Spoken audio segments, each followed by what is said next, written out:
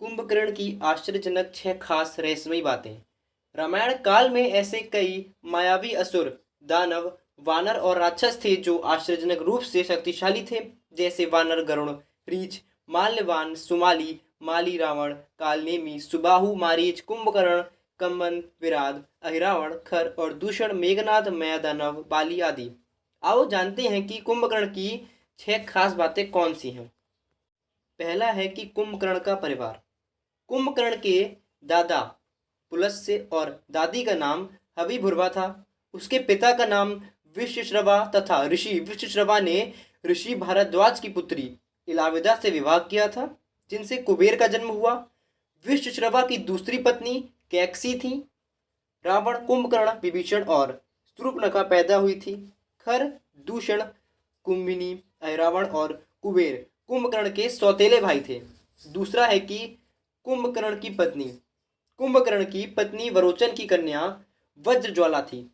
उसकी एक दूसरी पत्नी का नाम करकटी था।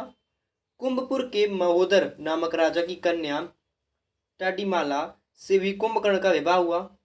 कुंभकर्ण के एक पुत्र का नाम मूलकासुर था, जिसका वध माता सीता ने किया था।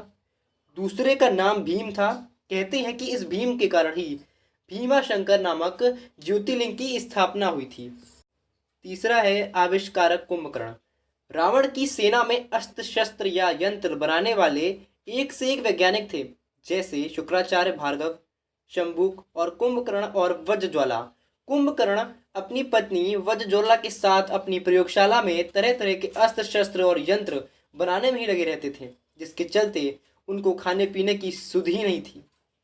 कुंभकर्ण की यंत्र मानव कला को ग्रेट इंडियन पुस्तक में विजार्ड आर्ट का दर्जा दिया गया है। इस कला में रावण की पत्नी धान्यमालिनी भी पारंगत थी। वरदान के पहले और एक दिन जागने के दौरान कुंभकर्ण ये कार्य करता था। चौथा है कि एक दिन छोड़कर वर्ष भर सोना। रावण का भाई कुंभकर्ण 6 महीने बाद एक दिन जागता और भोजन करने से फिर सो जाता, क्योंकि इसने ब्रह्मा जी से इंद्रसन की जगह निंद्रसन का वरदान मांग लिया, जिसका शरीर विशालकाय था।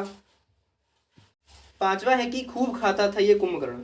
कहते हैं कि कुंभकर्ण जन्म लेते ही कई लोगों को खा गया था, जिससे घबराकर सारी प्रजा इंद्र से मदद मांगने लगी। इसके बाद इंद्र कुंभकर्ण के बीच युद्ध हुआ, लेकिन कुंभकर्ण ने इंद्र को हरा दिया। छठवां है कि कुंभकर्ण की मृत्यु। युद्ध के दौरान इसी तरह कुंभकर्ण को जगाया गया। कुंभकर्ण ने युद्ध में अपने शरीर से वानरों पर प्रहार करना शुरू कर दिया। इससे राम की सेना में हाहाकार मच गया। सेना का मनोबल बढ़ने के लिए राम ने कुंभकर्ण को युद्ध के लिए ललकारा और भगवान राम के हाथों कुंभकर्ण वीर गति को प्राप्त हुआ। उसके शव के गिरने से लंका का बाहरी फाटक और परकोटा गिर गया। दोस्तों, वीडियो पसंद आया तो वीडियो को लाइक और शेयर करें। ऐसे ही वीडियो देखने के लिए हमारे चैनल को जरूर सब्सक्राइब